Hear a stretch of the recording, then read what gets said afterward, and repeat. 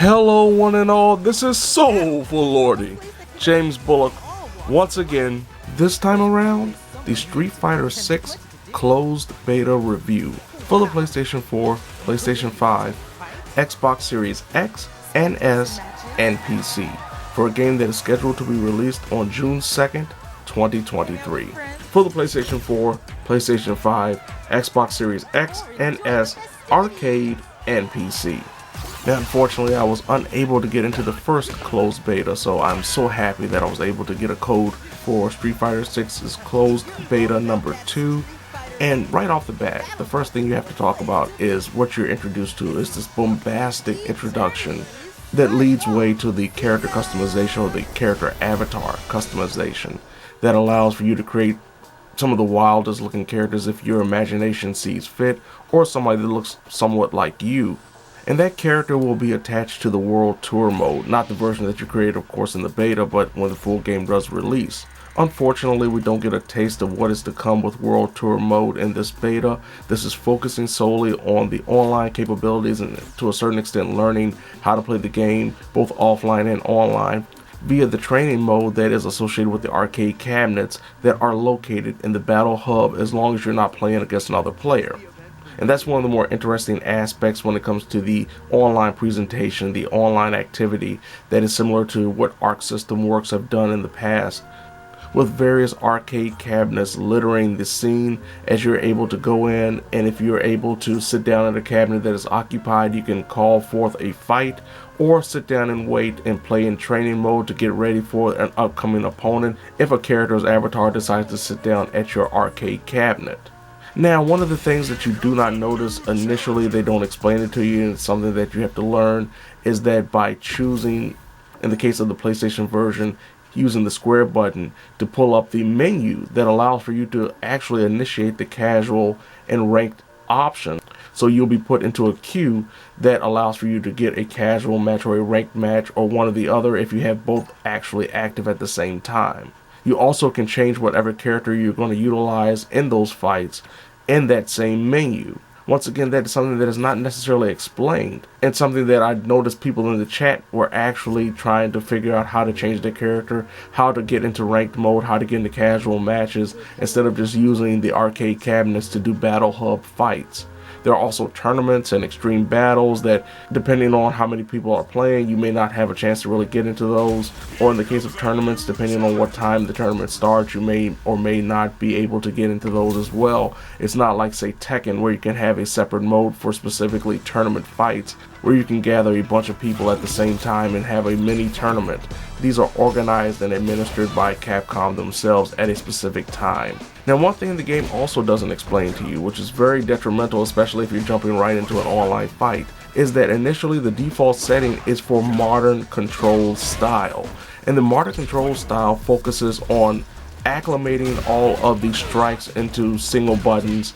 Instead of having light, medium, heavy across multiple buttons, you can have them across 2 or 1 button. And then the special attack button is specifically made to do special maneuvers alongside the directional pad. So as I did, jumping in straight and not knowing that modern controls were a thing in this game, I got my butt handed to me because I did not know what in the world was going on. I played with Ken and it made no sense. Went to the options and figured out, oh, there's a classic control scheme. So switching to classic controls, mind you, you have to switch to classic controls with each character in that sub menu I was talking about earlier when you want to activate the ranked or casual searches. Because if you do not change the setting from modern to classic on every character, if you pick a character, they will automatically be set to modern. So you may be trying to jump into a fight with, say, Ryu, and he plays nothing like you experienced in the past, because it's set to modern controls. For me personally, modern controls did not feel good, it did not feel fun. I know this is more for casuals or new players to the genre or Street Fighter as a whole, so I'm not going to hold this against them that much. I just wish they would have explained it a little bit better, or told players that, hey, there's a classic control setting, change it if you want to before you get into a fight, because if you don't, you probably will lose terribly. Now, with all of that out of the way, it must be stated that Street Fighter 6 in this form, at least in the beta, has been one of the most fun experiences I've had playing a fighting game in a long time. and one of the biggest reasons for that is the implementation of the drive gauge. Usually under the health bar is the stun meter or the block meter. Instead, now it's the drive gauge. And depending on what you do with that drive gauge, depending on what buttons you hit, depending on what segments you want to utilize, the drive gauge goes up, down, replenishes, diminishes if you're blocking or getting hit, and allows you to pull off some stunning tactical maneuvers, including a drive rush where you're enveloped in this green aura and able to rush forward without a care in the world to potentially open up a combo on a character that's trying to shoot projectiles across the screen. Of course, one of the biggest implementations when it comes to the drive gauge, and the thing that really is going to make or break a lot of gamers, is the drive impact. Depending on how the opponent is reacting to it, say if they're wide open, they'll be hit with a full impact drive impact attack, but if they're blocking, they'll be pushed back. If you are able to knock them back far enough, you'll be able to knock them into the wall for a bounce back that potentially could lead to another combo. There's also a parry system that is attached to the drive gauge, so there are quite a few options when it comes to utilizing the drive gauge, but it's not a end-all be-all method. For example, the drive impact, as I noted, may be a make or break system for a lot of gamers, but it isn't invincible. You do gain an armor that can be broken if you hit enough times by an opponent. As I said, it can be blocked, and it may push you back a little bit, but you can recover very quickly. When it comes to parrying, especially if you do the parry right before you're about to be hit, it will slow down time, but if you do not react fast enough, the player can also take advantage of the fact that you didn't react fast enough. So you can land a parry and not be able to take advantage of it because the player was still quicker than you. A lot of these tools and a lot of these methods can be used against the player trying to actually activate them, which makes it a tool that must be utilized not haphazardly, which I thoroughly enjoy because it adds a deep level of strategy to an already deep system. Via this beta, we are able to play with 8 characters. We were able to play with Ryu, Ken, Chun-Li, Juri, Guile, Luke, and newcomers Kimberly and Jamie. Now, a majority of the characters do play like their old counterparts, but they do have some different combo options, some new methods to their madness, especially Ken. Kimberly has to be one of the more complicated characters that I noticed picking up and playing with. Her control scheme feels a little odd if you're playing with classic controls, but she is very fast. She doesn't have a lot of power, but she is very, very agile.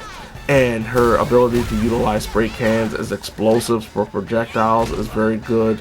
Her ability to get in with certain special attacks is unique and definitely makes her an unpredictable character in the right hands. And the same can be said about Jamie, who is this drunken kung fu master that you can utilize at least 4 swigs to empower him with his drink if you're able to do so.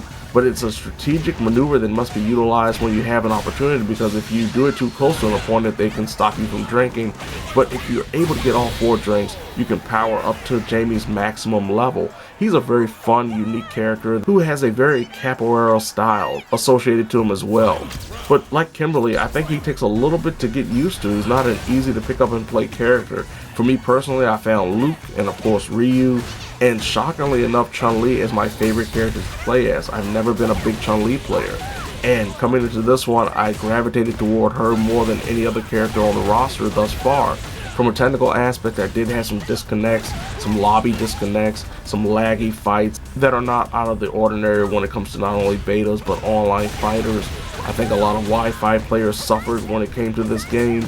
I was playing wired, but I could tell the difference when I was playing with a Wi-Fi player because the tendency for the lag to kick in at any moment happened, though the game does give you an option of playing with players depending on their connectivity quality, so you can turn down a player if you feel like their connectivity will be a lot lower than it should be.